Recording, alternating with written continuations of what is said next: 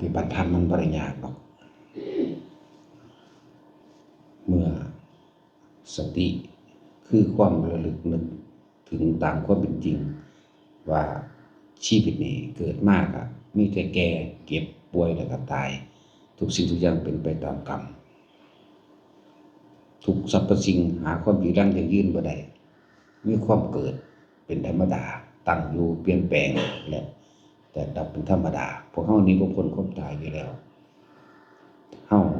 สำนึกสำเนียกระลึกรู้ตื่นรู้กับความเห็นอันนี้ความเห็นความรู้แจ้งแตกฉานในทุกสรรพสิ่งโดยธรรมชาติต้นไม้ก็เกิดมาตายคนเกิดมาตายสัตว์เกิดมาตายทุกสิ่งทุกอย่างจะต้องเสื่อมสลายแน่นอนคือเห็นอนิจจังของทุกสรรพสิ่งต้นไม้ภูเขาบุคคลดินฟ้าอากาศฤดูกาลเปลี่ยนแปลงไปฝนก็บ่ตกอยู่เลยจังซั่นแดดก็บ่แดดอยู่เลยจังซั่นร้อนก็บ่ร้อนอยู่เลยตลอดหนาวก็บ่หนาวอยู่เลยตลอดทุกสิ่งทุกอย่างหาความยั่งยืนบ่ได้ผู้ใดเข้าไปยึดในสิ่งทั้งใดทั้งปวงที่มีความเกิดขึ้นเป็นธรรมดามีความเสื่อมสลายแต่ดับเป็นธรรมดาผู้นั้นก็ทุกข์นั่นแหละอนิจจังทุกขังอนัตตาเมื่อเรามีความเห็นตามความจริงรอบรู้ในสิ่งทั้งปวงหรือรอบรู้ในกองสังขารทุกอย่างนั่นแหละสังขารเนี่ยแต่ความคิดของเราเองก็ยังบ่อาจสามารถที่คิดแซ่อยู่เฉพาะเรื่องเดียวใดจำคิดเรื่องราวต่างๆสารพัดที่มันจดจำได้เอามาคิดมาปรุงมาแต่งอยากให้มันเป็นจะได้นั่นจะเป็นนี่เฮาเข้าใจหลักสูงสุดคำว่าปัญญาสูงสุดเห็นอนิจจังเห็นอนัตตาบ่มีกังขาบ่มีกังขาวิตรณะบ่มีข้อกังขาใดๆทั้งสิ้นบ่มีความสงสัยใดๆทั้งสิ้นเข้าใจดีแล้วลงใจดีแล้วเหลืออยู่อันเดียวเพียงแต่เฮ็ดจังใดเฮาสิหยุดอยู่กับปัจจุบันณขณะเป็นวิธีที่แนะนำให้ทุกคนนี่เป็นวิธีที่ง่ายแล้วก็คือทำจิตให้ตั้งมั่นอยู่ในฐานที่ตั้งแห่งจิตคือความรู้สึกอันเดียวที่อยู่ในเลื่อนกายของเราเองทรงฌานเจริญฌานหรือที่บอกว่าให้อยู่กับแค่ความรู้สึกตัวที่เป็นหนึ่งหมายถึงนิ่มๆน่วงๆยุบหน้าผากเข้าแน่ความรู้สึกตัวนี่สิบ่คงที่แต่ว่าสิไหลไปตามแต่ถ้าเฮาเข้าใจคำว่าอย่าหนีออกจากความรู้สึกในเรือนแห่งกายเป็นฐานที่ตั้งแห่งจิตเป็นเรียกว่าสมาธิจิตตั้งมั่นตรงไหนตั้งมั่นในความรู้สึกเดียวนี่แหละเฮาก็เริ่มต้นจากลมหายใจอยู่แล้วโดยวิธีฝึกต่อมาเฮ็ดจังได๋เฮาสิทำความรู้สึกให้อยู่ในเรือนกายได้นี่แหละ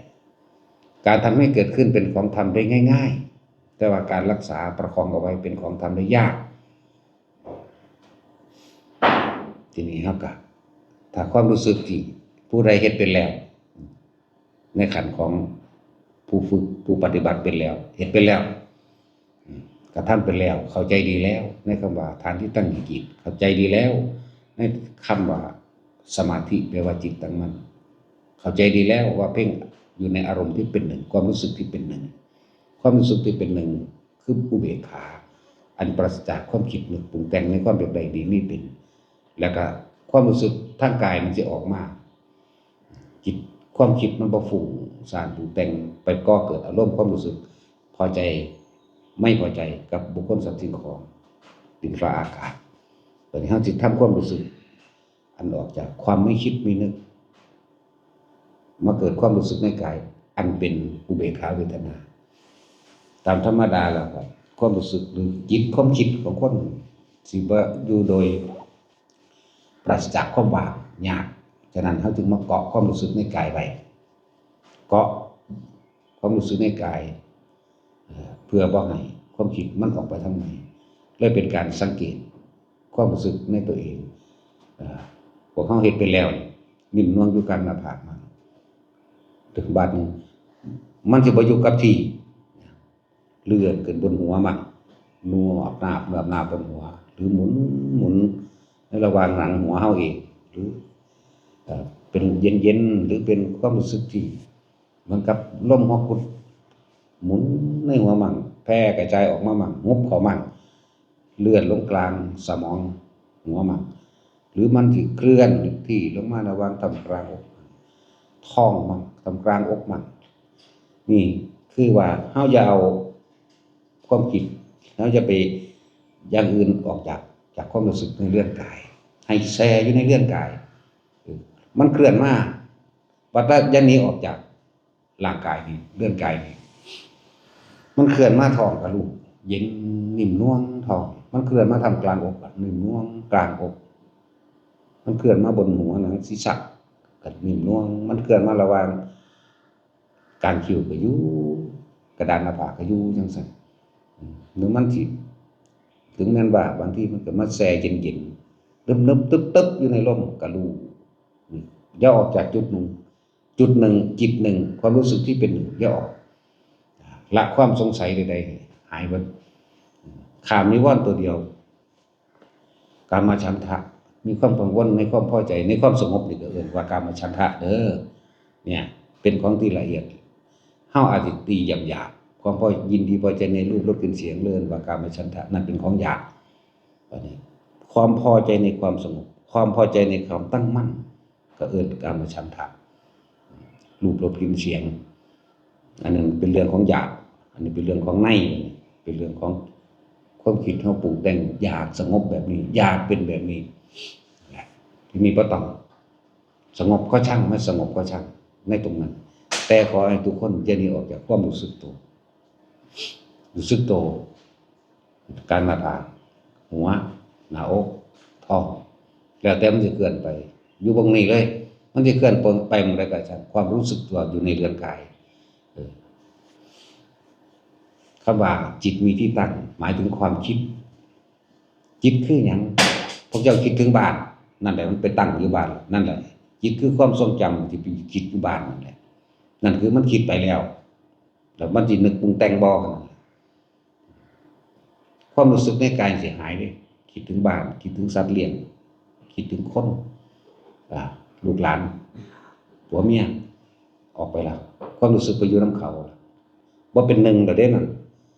ในเมื่อมีความรู้สึก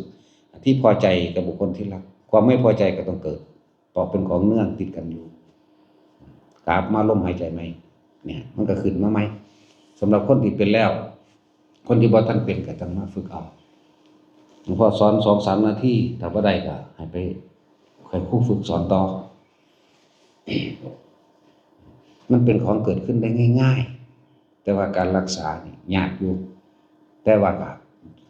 บ่ยากสำหรับคนคิดเอาบ่ยากสำหรับคนรู้ลมหายใจปั๊บเข้ามาก็ปึ๊บขึ้นมาใหม่โลดดอกจังหวะอย่างนี้ออกจากความรู้สึกในเรื่องกายเห็นอยู่แค่นี้แหละเมื่อจิตมันตั้งมั่นฐานที่ตั้งให้จิตก็คือความรู้สึกนี่แหละหรือจิตหนึ่งก็คือความรู้สึกในเรื่องกายเฮานี่แหละนวงๆอยู่หน้าผากอยู่หัวมันทำกลางอกมันท้องมันนี่บอกให้4จุดบางทีมันก็เคลื่อนไปนำหนังในเนื้อในหนังในกายเฮาเองแต่ว่าบอกจุดนี้เลย4จุดนั่นแหละ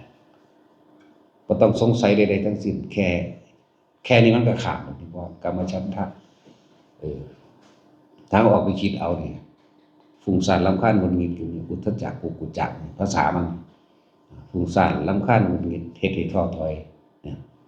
เป็นทีนมิทธะท้อถอยเบิดกำลังใจกูบ่มีวาสนาแล้วบ่นะถ้ามีจุดใดจุดหนึ่งที่เฮาข้ามกรรมนิวรณ์แปลว่าความกังวลต่างๆกังวลต่างๆนี่แหละในหากังวลนี่เฮาสิได้เบิดทั้ง5ตัวเพราะมันเป็นของเนื่องกันอยู่ติดกันอยู่กามฉันทะทีนิมิทธะอุทธัจจะกุกุจจะปฏิฆะนี่บ่พอใจปฏิฆะนี่บ่พอใจที่ตัวเองเห็นนี่แหละบ่พอใจ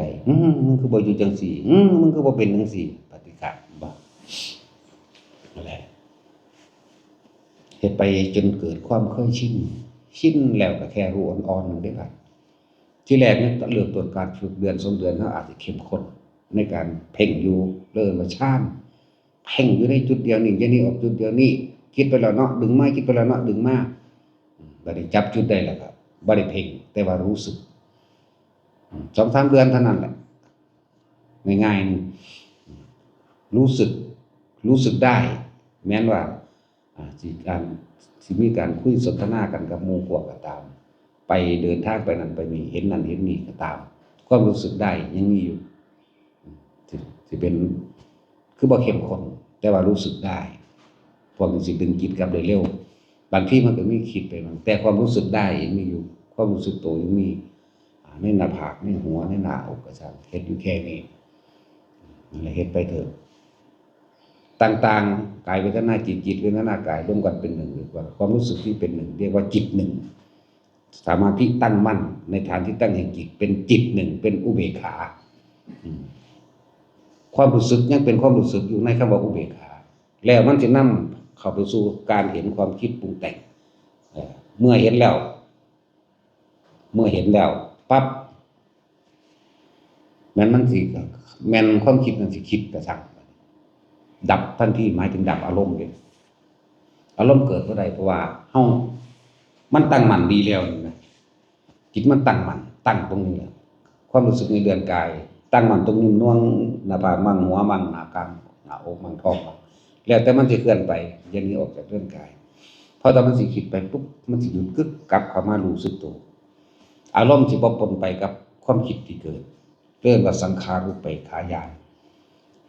รู้เท่าทันความคิดนึกปรุงแต่งแล้วแม้นมันสิปรุงกันมันปรุงไปเถอะแต่ความรู้สึกยังมีอยู่ความรู้สึกนวงๆในเลื่อนกายเฮานี่นวงอยู่บนหัวมั่งหน้าผากมั่งหน้าอกมั่งเฮ็ดอยู่แค่นี้เฮ็ดเป็นจนเท่าตายนั่นแหละบ่ไปไสดอกอย่างน้อยทุกคนได้อนาคามีเบิดถ้าเฮ็ดไปจนเท่าตายจิตสุดท้ายบาดสิตายนี่เว้าอย่างน้อยถ้าเว้าอย่างมากมันก็อรหันต์ตอนมีชีวิตอยู่นี่หรือว่าได้ตอนมีชีวิตอยู่ก็ได้ตอนตายสิ้นใจพอดีกันเลยถ้าแม้นตายแล้วบัดนี้อนาคามีแล้วผลอันมรรคผลอื่นๆก็มีคือกันบ่แม่นว่าบ่มีจังแต่เฮาเว้าสุดสูงสุดมันซื่อเพราะว่าแต่อนาคามีสู่สุทธวาสโสดาสกิทาคาก็มีในหันแหละอาจจะเป็นตกข้างในเทพพรหมเทวดาในจุดต่างๆถ้าคนทรงชาติบ่ตกต่ำกำลังชาติหรือกำลังแห่งปีติเป็นบุญอยู่เสมอเป็นความสงบเย็นและเป็นบุญเลยมีความสงบภายในความคิดเจ้าของมันบ่เกิดมันบ่คิดเกิดสงบปราศจากความคิดนึกในความอยากได้อยากดีอยากมีอยากเป็นโกรธเกลียดมันบ่มีตัวถ้ามันบ่อยากได้หยังหรอกมันสิอยู่ของมันเองมันสิอบรมของมันเองเมื่อการเห็นความคิดเกิดดับได้นั่นแหละเอิ้นว่าเห็นเกิดดับในอนิจจังอนัตตาก็เลยอันนั้นแหละยอดของมันเห็นเรื่อยเข้าดูเข้าเฮาสิทันมันเองดอก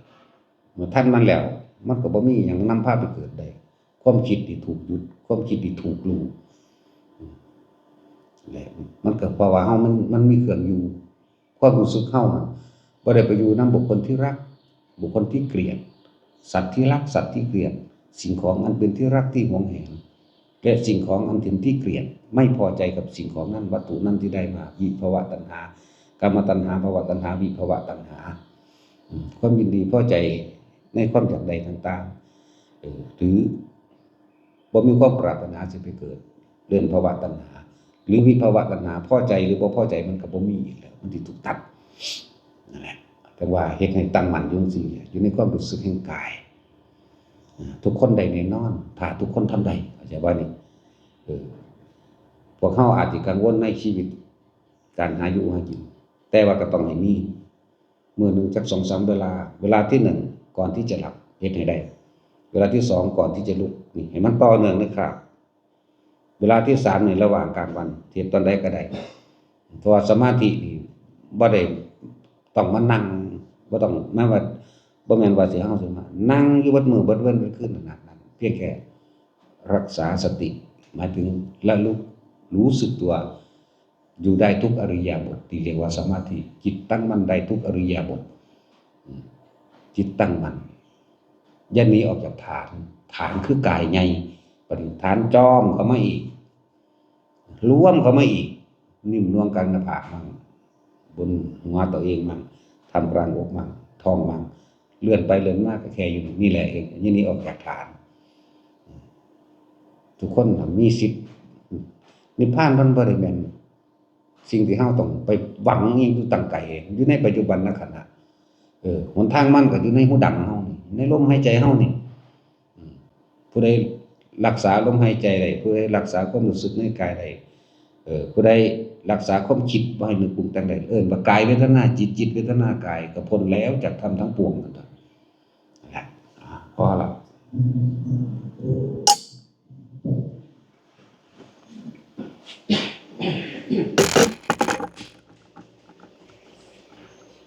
ยะถาวะริวหาปุราปันติติสาขะลังเอวะเมวะอิโตทินังเปตังอุปกปปติอิจิตังปฏิตังตุมหังจิปะเมวะสมิจฉันตุสัพเพปุเรนตุสังฆปาอิโตปะนะละโสยะถามณิโชติละโสยะถาสัพพิติโยวิวัชชันตุสัพพะโลกวินาศตุมาเตภวัตวันตรายโยสุขีติกายุโกภวะอาภิวาทนาสีริสนิจัง